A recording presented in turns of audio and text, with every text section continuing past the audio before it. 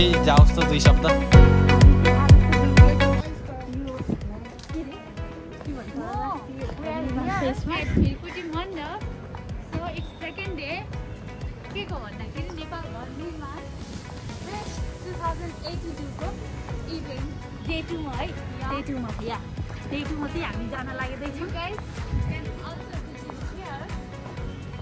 उल्टो घर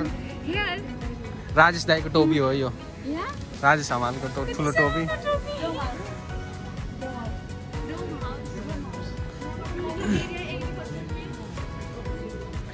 यो चाहिँ हाम्रो इन्जिनियर साहब है यो मिस ड्यान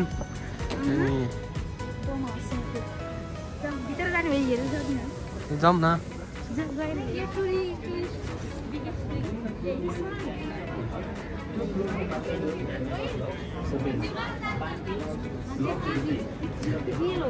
ल हामीले राजेश दाईलाई पनि भेटिहाल्यौँ यहीँ हैन घर चाहिँ बाहिर छ टोपी पनि बाहिरै छ राजेश दाईको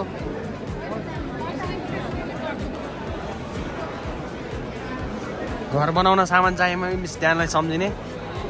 है अनि उहाँले नै प्रडक्टहरू बेच्ने हामी त यसो भोट गर्ने ठाउँ होइन यस लेट्स गो हाम्रो गाइड मिस ड्यान घर निर्माण परामर्श हल नम्बर 2 अब मिस ड्यानलाई फोकस गरौँ मिस ड्यान नै हाम्रो गाइड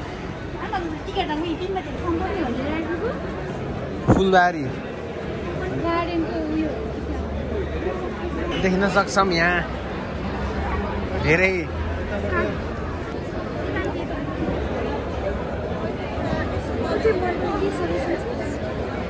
छैन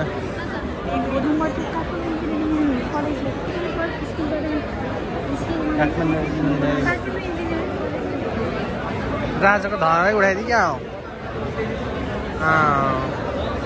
मान्छे त बा राजा भने जस्तै छ त यो पनि पर्फेक्ट लुक छ है पर्फेक्ट त छ यो भोट गर्ने भए आज र भोलि मतलब आज र भोलि हो त्यसपछि त सकिहाल्छ होइन जनताहरू अनि घर त बबाल छ त अनि यस्तो पाराको लुक्स लाइक त विदेशकै टाइपको छ उनीहरू पनि चट्टै छ यसको लुक त डेन्जरै छ डेन्जर आँखावाला अनि यस्तो भयो यो सपिङ मलको डिजाइन हाम्रो इन्जिनियर साहबले भन्नुभएको है फेरि यो चाहिँ कलेजको डिजाइनमा छ है यो उतापट्टिको बिल्डिङ चाहिँ ट्याक्का लगाएर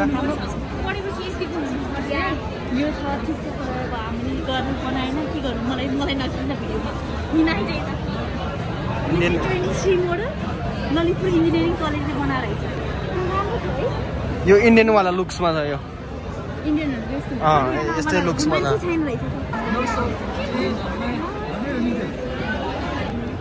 सुन्नु झन् दामी मल झन् दामी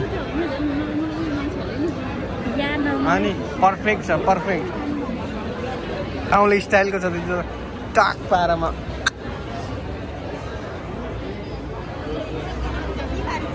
यो चाहिँ मुस्ताङको ठ्याक्कै यो चाहिँ दामी लाग्यो मलाई ल एउटा घर किन्नु पर्यो ल जनताहरू पैसा हाल्नु पर्यो अनि टक्क पारामा होइन यो घर चाहिँ मलाई चाहियो पैसा हाल्नु पर्यो यो चाहिँ पुरै विदेशी टाइपको छ म सक्दैन त्यतिको सक्दैन म यो चाहिँ यो पनि छ कि आँखा अनि यो मुस्ताङको चट्टा ठ्याक्कै गाउँले टाइपको हो यो अनि पर्फेक्ट छ यो फर्सी पनि हाले यस्तो यस्तो टाइपको हाले यो दामी छ ल यो पनि ठिकठाकै छ खासै प्रतिक्रिया दिनु होला धनमाया गुरुङ के प्रतिक्रिया दिनु मैले अब सबै हेरेर कुनलाई राम्रो लाग्छ त्यो चाहिँ भोट गरेर के भन्नु त मैले अब भोट दिने ठाउँ त्यहाँ छ ठ्याक्क जाने दिने हो ल ठोकौँ न त vote Student at Acme Engineering College.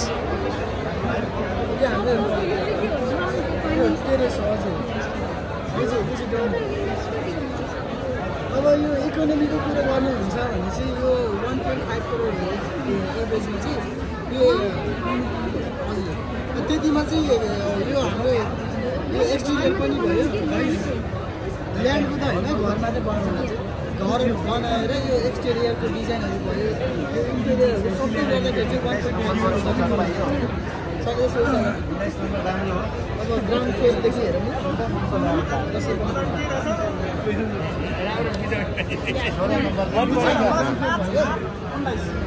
Ground floor भयो होइन ग्राउन्ड फ्लोरमा चाहिँ हामीले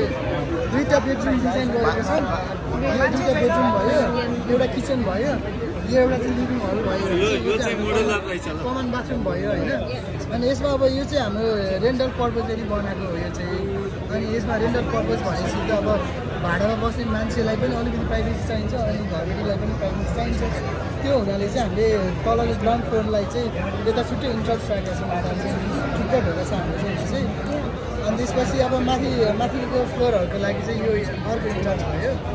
अनि त्यसपछि यो चाहिँ हाम्रो हलको ओपन स्पेस भयो अब यो यति घर बनाउँदाखेरि हाम्रो जग्गा लिमिटेड छ होइन अनि 4 देखि 4.5 आनासम्म छैन 4 आना मात्र छ भन्दाखेरि त्यति बेला पानी कता राख्ने भन्ने प्रब्लमहरू आउन सक्छ होइन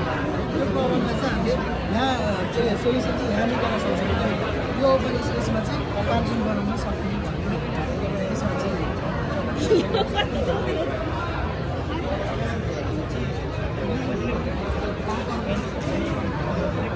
हाम्रो फर्स्ट फ्लोर भयो फर्स्ट फ्लोरमा चाहिँ अब हामीले फर्स्ट फ्लोर पनि अनि यसमा चाहिँ त्यो पनि आउँछ यो 2टा बेडरुम भयो यता किचन भयो एउटा लिभिङ हल भयो भने हाम्रो कमन बाथरुम छ अनि त्यसपछि यो पनि भयो अब घरमा फेरि उज्यालो सुरु यसलाई मलाई प्रोभाइड छ प्रत्येक रुममा चाहिँ हामीले झालहरू प्रोभाइड गरेको छौँ यसमा 2टा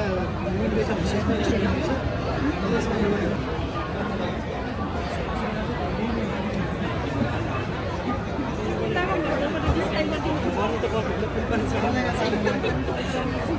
अब यो चाहिँ हाम्रो टप फ्लोर भयो होइन टप फ्लोरमा चाहिँ हामीले 2टा रुम राखेका छौँ होइन 2टा रुममा यो रुम भनेको चाहिँ हाम्रो इभेन्ट रुम जस्तो भयो क्या जस्तै केही इभेन्टहरू घरमा फङ्सनहरू हुँदाखेरि केही सेलिब्रेसन गर्नको लागि चाहिँ यो रुम भयो होइन अनि यो रुम भनेको चाहिँ हाम्रो लन्ड्री टाइपको रुम भयो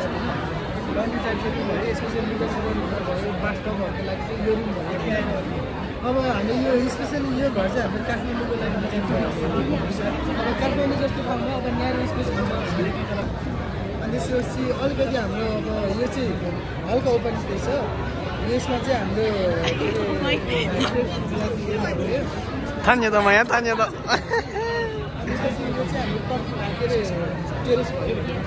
टेरेस भयो अनि यो ट्याङ्क भइहाल्यो यसपछि अरू केही गार्डन टाइपको त्यो बनाउन पनि चाहिन्छ अनि यसमा चाहिँ हाम्रो अलिकति के अरे इम्प्रुभमेन्ट चाहिँ के छ भने फोकस चाहिँ किन छ भने हाम्रो रेन वाटरहरू त्यो भनेको चाहिँ अब आकाशबाट पानी पर्दाखेरि के हुन्छ कि छतमा जम्छ होइन छतमा जम्दाखेरि त्यो पानीलाई चाहिँ त्यो पानीले चाहिँ हाम्रो होइन त्यो पानीले चाहिँ हाम्रो के हुन्छ भने ढलानमा चाहिँ सिपेजहरू हुन्छ लिकेजहरू हुन्छ होइन त्यो हुँदाखेरि चाहिँ धेरै प्रब्लमहरू भयो अनि अर्को भने चाहिँ काठमाडौँमा चाहिँ अलिकति वाटरको सर्टेज चाहिँ धेरै छ अब निस्किँदै अब हामी घरको लागि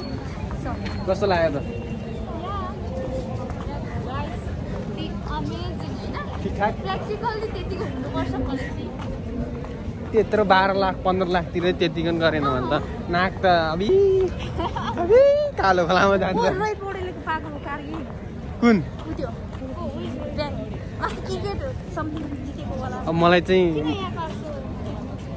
अब के भन्छ अरे डिजाइन यसो एडभर्टाइज ल अब चाहिँ लाग्यौँ अब घरतिर